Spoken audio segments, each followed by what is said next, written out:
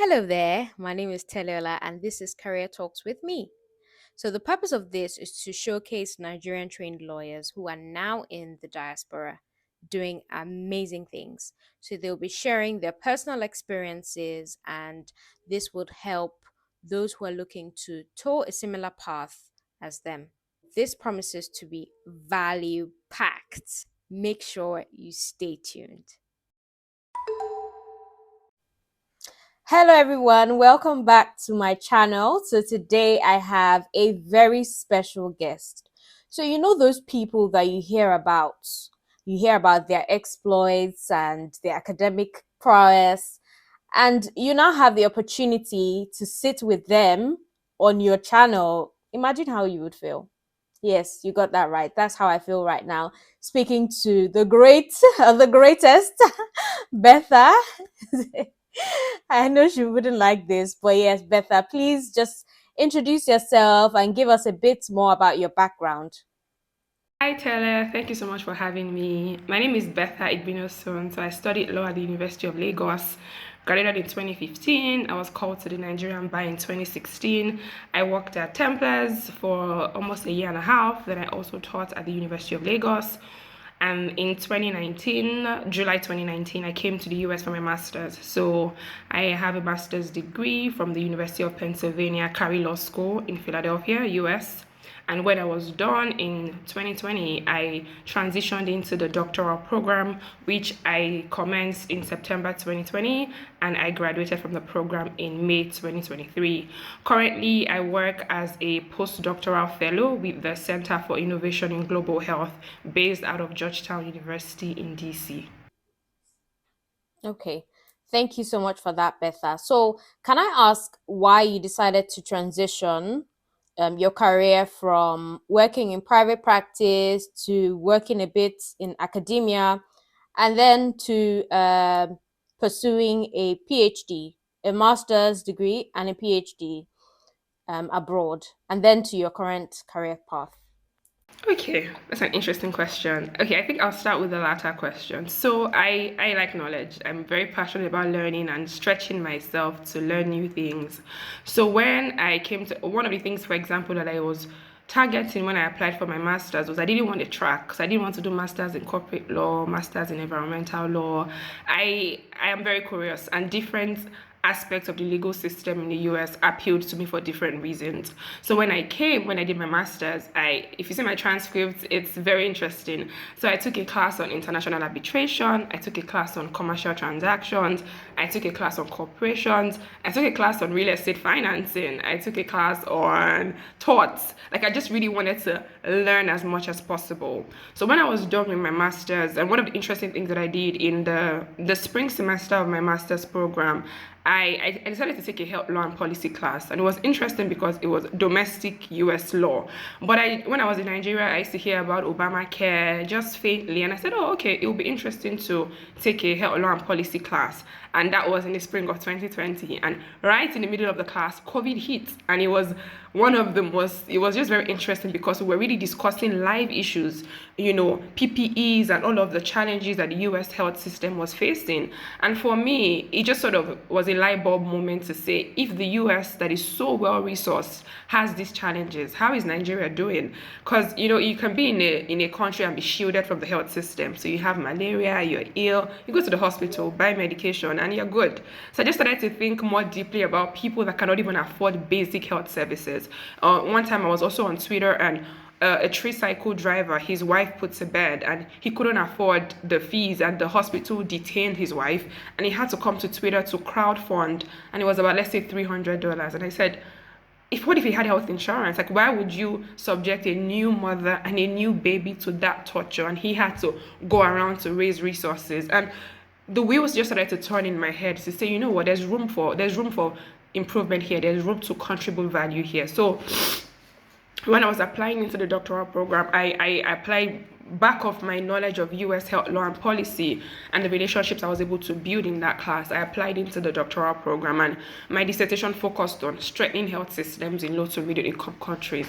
So I'm coming from a cold. Nigeria, Ghana, And so I did that. And then issues of healthcare delivery, how do you informal providers, healthcare financing, even all the way back to even colonial influence. So how much of the health system is a reflection of current realities, both contextual, social, and even economic. So for me, that was sort of the framing to say, you know what, I really think there's room to give value here, and I really want to delve deeper into these areas, and that was my motivation. And when I was done, one of the things about health system is people, when external investments are made into health system, sometimes it's very narrow. So you invest in, let's say, malaria, you invest in tuberculosis, you invest in HIV. It's very siloed. So what happens is you give funding for 5 years, and the funding is up and the country goes back to square one because you didn't invest in their capacity to sustain. So one of the reasons why I really like the project I'm working on at Georgetown, it's called the Blantyre Prevention Strategy. And even right now I'm in Malawi for the project, and it's really,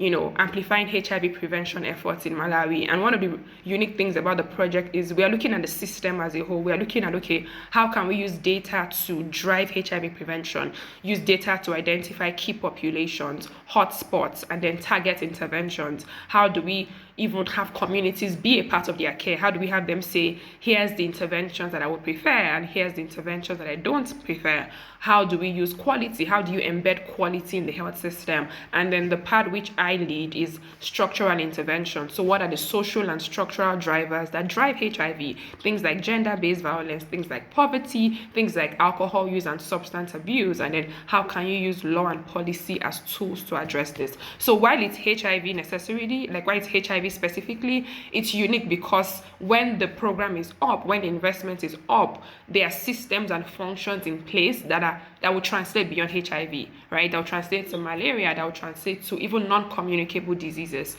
and even other outbreaks, because quality is something that is it transcends the entire health system. So if you have quality in the health system, you know that whatever health services are being provided in that health system are sure to be of quality. So that's in a nutshell sort of how have come from private practice to teach. And I did like my time in private practice, and I wouldn't trade it for anything. I think one thing, particularly at Templars, being, as an NYSC associate, you rotate. So you rotate through all the various departments, and you just get a glimpse of all the things that the law firm does, and then you are able to specialize. So even in that period, I was able to just sort of hone basic legal skills, document review, critical thinking, research, writing, and those skills served me. So even when I knew I wanted to do policy at some point, and I knew that transitioning to academia was in a sense a bridge, because like I said, I'm very passionate about knowledge, both imparting it and receiving it. So in that moment when I taught, I did receive fulfillment, just being able to impart that knowledge, and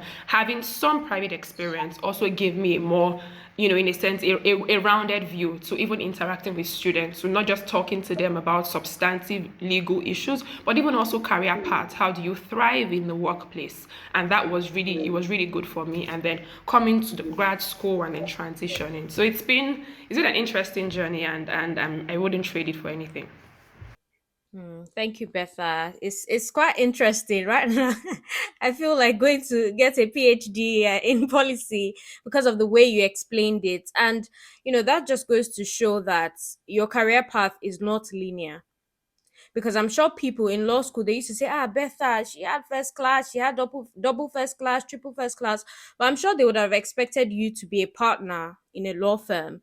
But you're in health policy. So that's quite interesting. I'm sure if you speak to the teachers in Nigerian Law School, they would be quite surprised as to how you've taken a different turn in your career. But that's very interesting to know. Okay, so what advice do you have for someone considering a similar career move as you? So for someone who is intellectually curious like you and might be exploring healthcare policy, what qualities do you think they should have, or what advice would you give them?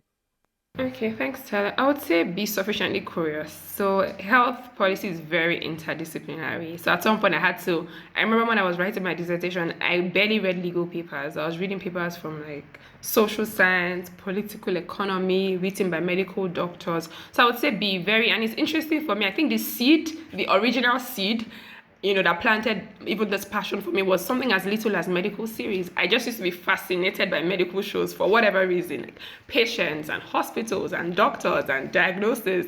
It was just very interesting. So I think be sufficiently passionate about whatever it is that you want to do, whether it's health policy, whether it's tech, intellectual property, whatever it is, just be sufficiently passionate about it. And then secondly, be willing to learn as much as possible, be willing to absorb material, be willing to read wide, read broadly. Because, like, for example, I'm the only lawyer on my team. The head of my team is a medical doctor. The assistant director has a public policy background. My other colleagues have public health backgrounds. So I would say definitely be passionate and also be curious. Be willing to learn, relearn, and unlearn. Some days I have to drop my lawyer hat and say, you know what, it's policy we are discussing here, right? I don't have to start to think of, oh, what rules are we interpreting? What am I drafting? It's really, what are the policy implications and what are the structures that go into play? Governance, for example, has become very big because, of course, working in a different country means that you have to interact with all the different structures. So even just the nuances about navigating how much does governance impact your day-to-day work and how do you interact with stakeholders. Sometimes you learn by observation. So you have colleagues who have years of experience. Be willing to learn, be willing to ask questions. I'm not a, typically, I typically like to figure things out on my own. And sometimes I used to think that asking questions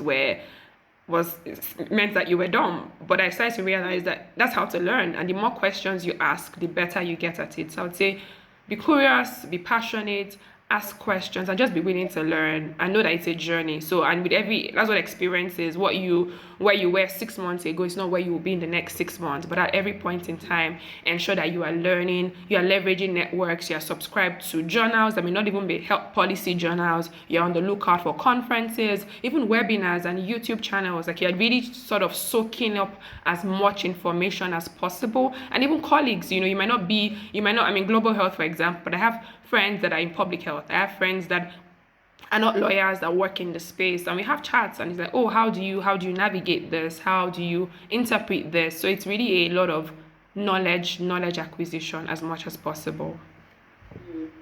Okay. Thank you so much, Betha. It's important to just soak in all the knowledge, especially if you're transitioning to a new field.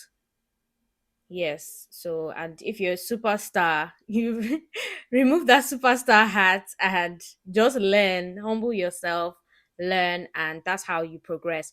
Okay. Thank you so much. So, reflecting on your journey, are there things that you would have done differently?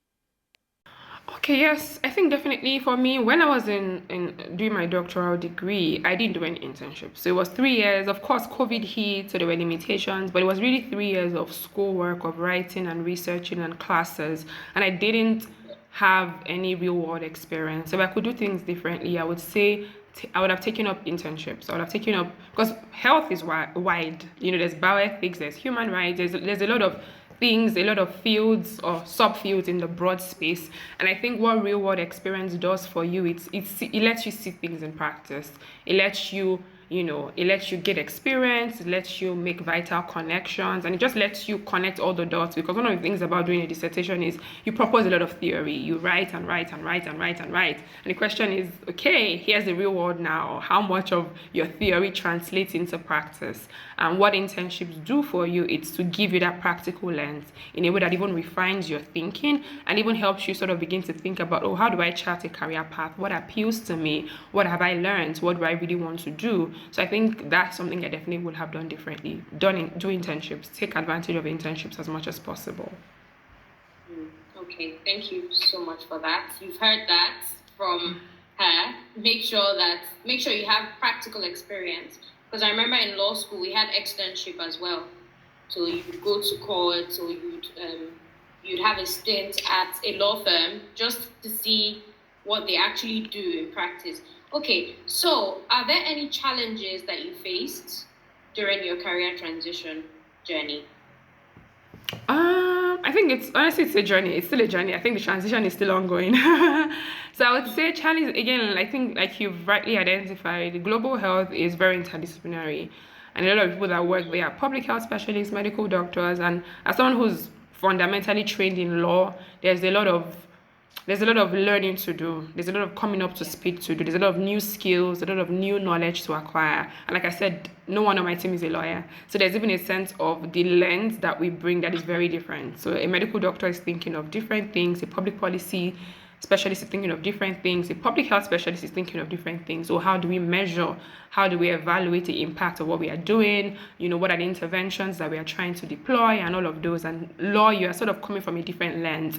So I think for me it's sort of broadening my lens out to say, yes, I'm fundamentally trained in law, but even as a lawyer, how do I wear different hats? How do I read the room and know what skills I need to deploy? How do I know when it's, what, we need to look at legal implications, and not legal implications in terms of red letter law, section this or section that. It's just more broadly, how does law as a field impact on all the things that we are doing. If we say we want to sanction hotspots, for example, if we say we want to regulate hotspots that facilitate risky sexual behavior in the context of HIV, how do we ensure that we're not just being punitive in terms of, if you just, how does that get us? So if you're being punitive, people find ways to go around. People just find loopholes.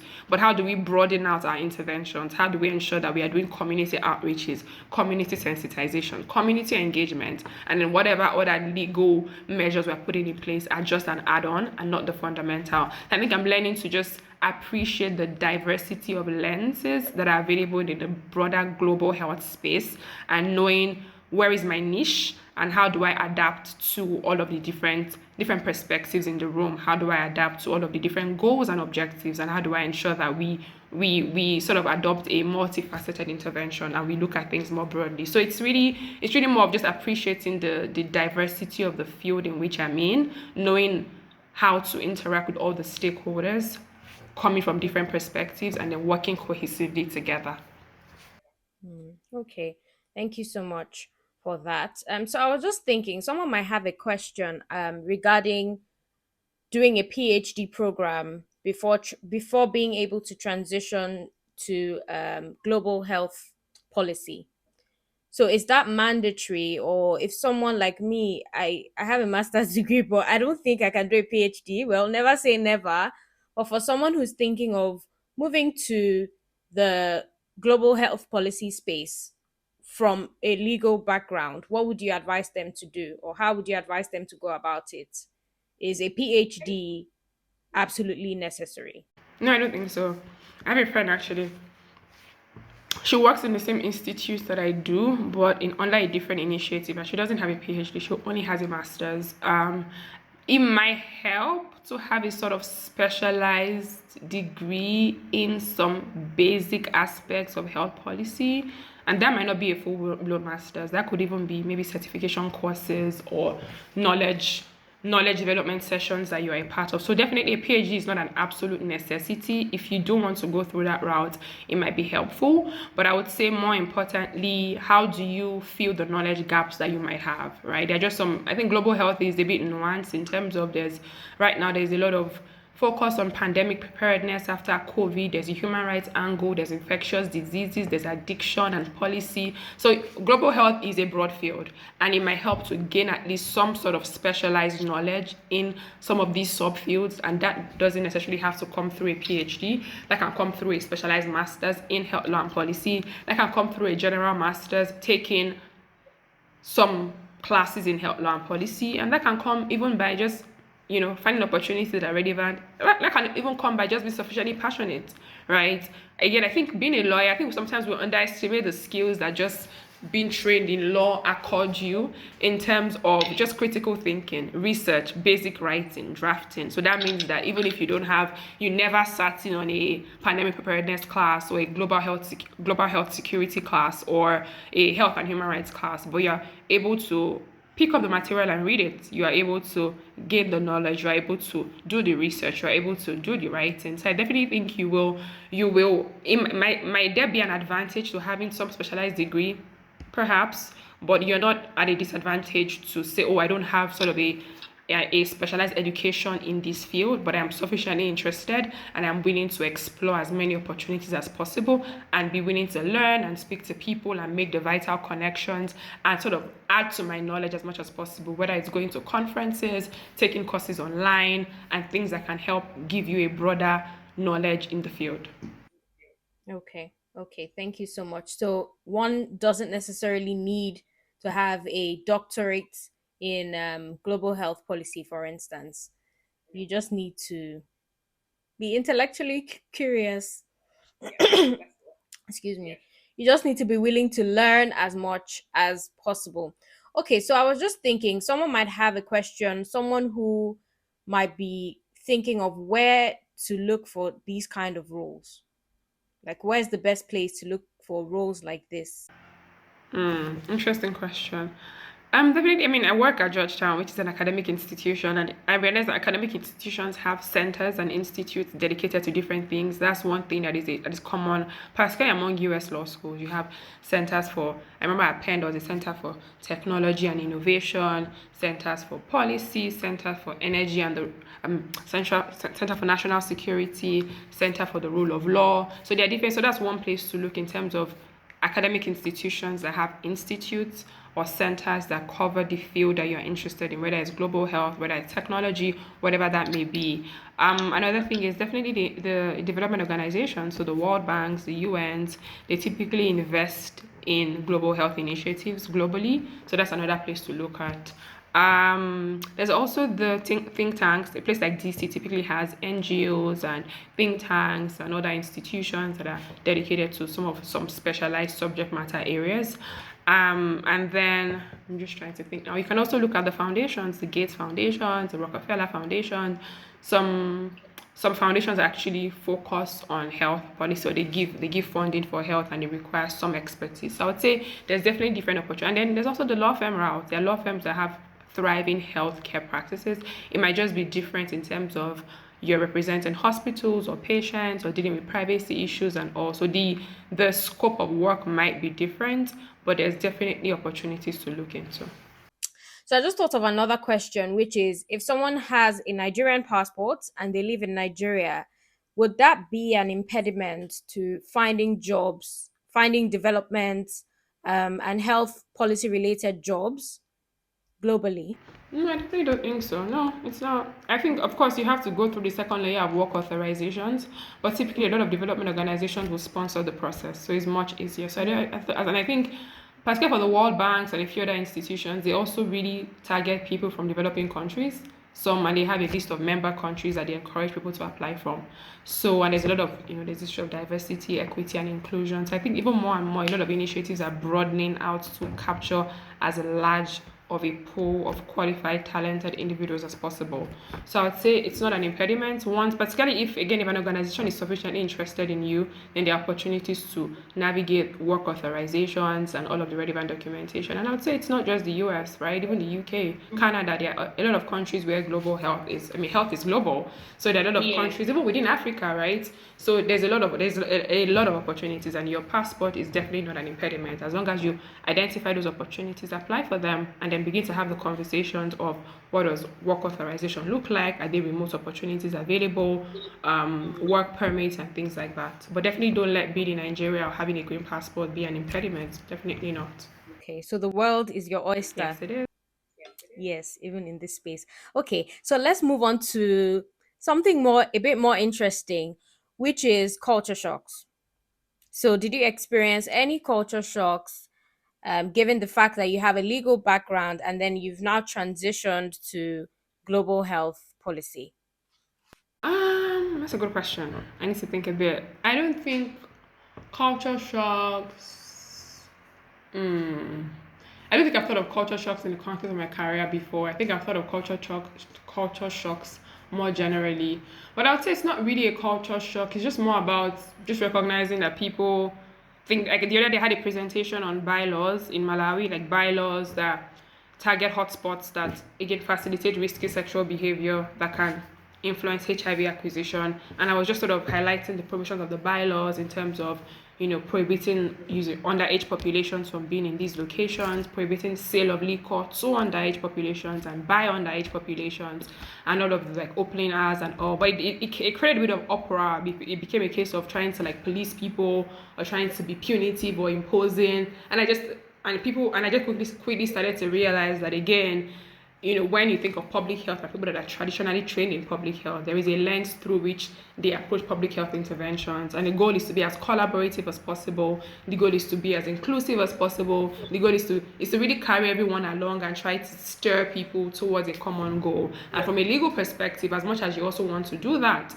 you're also thinking about, okay, how do we enforce existing regulation to target some of the behaviors, and or how do we also sort of get people to know what is right and what is wrong as far as from a regulatory perspective, and then ensure that as much as we're trying to implement this, this community-based interventions, we're also looking at, are people doing what they should do, and if they are not doing what they should do, even in terms of operating these locations, what are the legal frameworks in place. But it created a bit of uproar in terms of, oh, are you trying to impose? Are you trying to be punitive? Are you trying to? And I think someone referred to me as, the lawyer, because I was the only lawyer in the room, and it was clear that people just had a different perspective. So I don't think it's a culture shock necessarily. I think it's just learning to appreciate the diversity of lenses that people have in the field, and knowing to just tailor my conversation accordingly. If I was speaking to a fellow lawyer, it would definitely be different from speaking to someone that is, a core public health specialist, and having those, just trying to account for those. So I think that's more from a professional culture shock.